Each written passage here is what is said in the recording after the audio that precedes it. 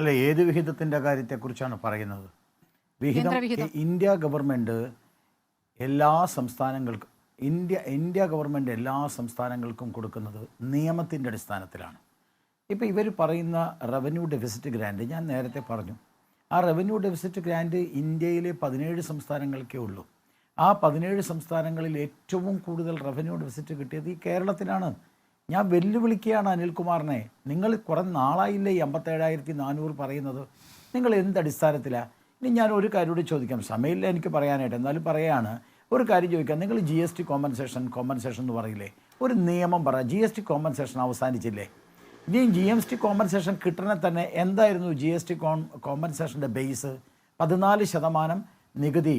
അതിൽ 10% കേരളം പിരിച്ചതെങ്കിൽ അതിന് 4% കോമ്പൻസേഷൻ കിട്ടും. നിങ്ങളുടെ ധനമന്ത്രിയുടെ റിപ്പോർട്ട് എന്താ? 16% GST കോമ്പൻസേഷനുമായി ബന്ധപ്പെട്ട് ടോട്ടൽ 16% പിരിച്ചു എന്നല്ലേ? പിന്നെ എങ്ങനെയാണ് നിങ്ങൾക്ക് കിട്ടുക GST കോമ്പൻസേഷൻ? ഇനി നിങ്ങളിപ്പോൾ പറഞ്ഞത് എല്ലാ പദ്ധതിയിലും കേരളത്തിന് കുറവ് സംഭവിച്ചു.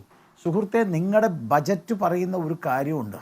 എന്താ ബജറ്റ് പറയുന്നത്? ഇപ്പം നിങ്ങൾ നേരത്തെ പറഞ്ഞത് ആരോഗ്യ മേഖലയിൽ രാജാക്കന്മാരാണ്, ഇതിനു മുമ്പ് വന്ന സർക്കാരാണ്. രാജാക്കന്മാരുടെ കാലഘട്ടത്തിൽ തന്നെ നമ്മൾക്ക് ആരോഗ്യത്തിൻ്റെയും അതുപോലെ തന്നെ വിദ്യാഭ്യാസത്തിൻ്റെയും കാര്യത്തിൽ നമ്മൾ വളരെ മുമ്പിലാണ്.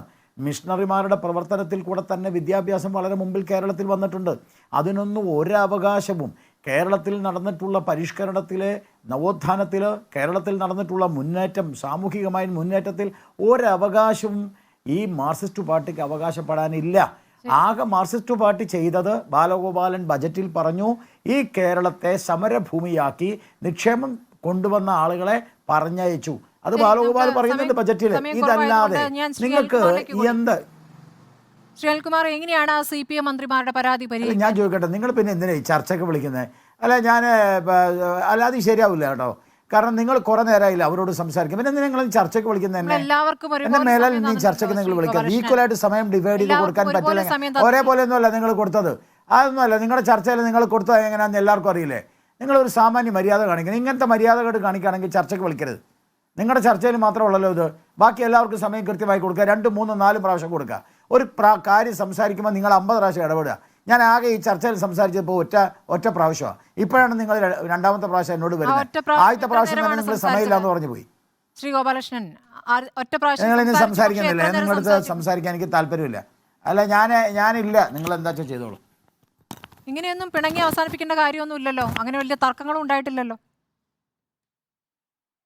ശരി, അങ്ങനെ ആവട്ടെ. ശ്രീ അനിൽകുമാർ പറഞ്ഞ് അവസാനിപ്പിക്കാം.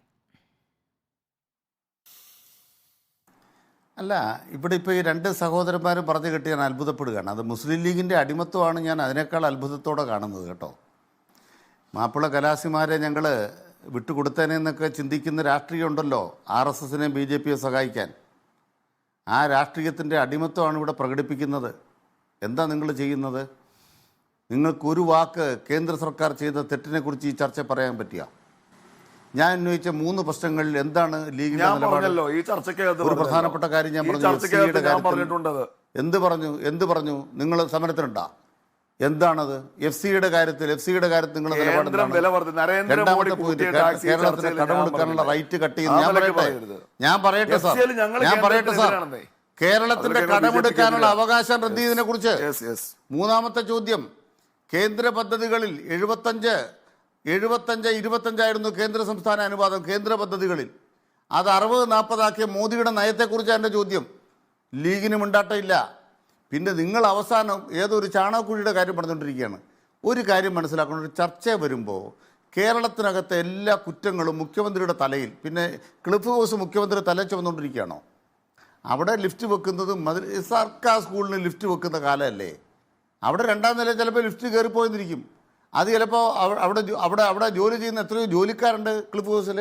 നമ്മളൊരു ചർച്ച വരുമ്പോൾ അത് പറയരുത്. അതല്ല ന്യായം. എന്താ കേരളത്തിൻ്റെ പ്രശ്നം? ആ കേരളത്തിൻ്റെ പ്രശ്നം പരിഹരിക്കുന്നതിൽ BJP ഒരു നിലപാട് സ്വീകരിക്കുന്നു, നമുക്കെതിരാണ്. കോൺഗ്രസ് അതിന് പിന്തുണ കൊടുക്കുന്നു. ലീഗ് അതിൻ്റെ കൂടിയാണ്. നിങ്ങൾ കൂടിക്കോ, ഞങ്ങൾക്ക് തർക്കമൊന്നുമില്ല. ഞങ്ങൾ ഒരു കാര്യത്തിൽ വ്യക്തത വരുത്താൻ ആഗ്രഹിക്കുന്നു. മന്ത്രിസഭ നല്ല ഐക്യത്തിലാണ്. അല്ല, ഇവിടെ ഐക്യമല്ല CPI യുടെ ശ്രീ മന്ത്രിമാർ, കണ്ടത്. CPM മന്ത്രിമാർ അല്ലെങ്കിൽ മറ്റു ഐക്യമല്ലല്ലോ നമ്മൾ പാർട്ടി കണ്ടത്. ഭേദമില്ല. അത് ഉടൻ പരിഹരിക്കും എന്നുള്ളതാണ് അപ്പൊ ചോദ്യം. അഭിപ്രായങ്ങൾ പറയുന്ന ജനാധിപത്യം അഭിപ്രായങ്ങളല്ല, അത് കത്തും കൊടുത്ത് അഭിപ്രായങ്ങൾ പറയുന്ന ജനാധിപത്യമാണ്. നേരിട്ട് ചർച്ചയ്ക്ക് അത് പോകുന്നു. കൂട്ടിച്ചേർന്ന് പരിഹരിക്കാൻ ശക്തിയുള്ള ഒരു CPM ഗവൺമെന്റാണ്. മന്ത്രിമാർക്ക് പ്രതീക്ഷിക്കാമോ വല്ലതും? അല്ല, ബഹുമാനപ്പെട്ട ചിഞ്ചുറാണി പറഞ്ഞല്ലോ. എന്താ പറഞ്ഞത്? കേരള സർക്കാരിനെ കേന്ദ്രം പ്രതിസന്ധിയിലാക്കുകയാണ് ഒന്നാമത്തെ കാര്യം പറഞ്ഞു. അതിന്റെ ഭാഗമായിട്ടുള്ള കുറവുകളാണ് അവർ കൃത്യമായിട്ട് പറഞ്ഞു. അല്ല, അതിന്റെ ഭാഗമായിട്ടുള്ള കുറവുകളല്ല പറഞ്ഞത്. 40% കഴിഞ്ഞ തവണത്തേക്കാൾ കുറവാണ്. അത് പരിഹരിക്കാൻ വേണ്ടി മുഖ്യമന്ത്രിയെ കാണാൻ പോകുന്നു. മാത്രം എടുത്തിട്ട് പറഞ്ഞിട്ട് കാര്യമില്ല ശ്രീകുമാർ. അപ്പൊ അതുകൊണ്ട് തന്നെ ഒരാശങ്കയുടെ ആവശ്യമില്ല. കേരളത്തോടൊപ്പം നിന്നുകൊണ്ട് സപ്ലൈകോയുടെ പ്രശ്നം പരിഹരിക്കാനും ഇവിടെ വിലക്കയറ്റം നിയന്ത്രിക്കാൻ ആവശ്യമായ മാതൃകാപരമായ നടപടികൾ സ്വീകരിക്കാനും കേരള സർക്കാരിനാകും. ജനങ്ങൾക്ക് സർക്കാരിൽ വിശ്വാസം.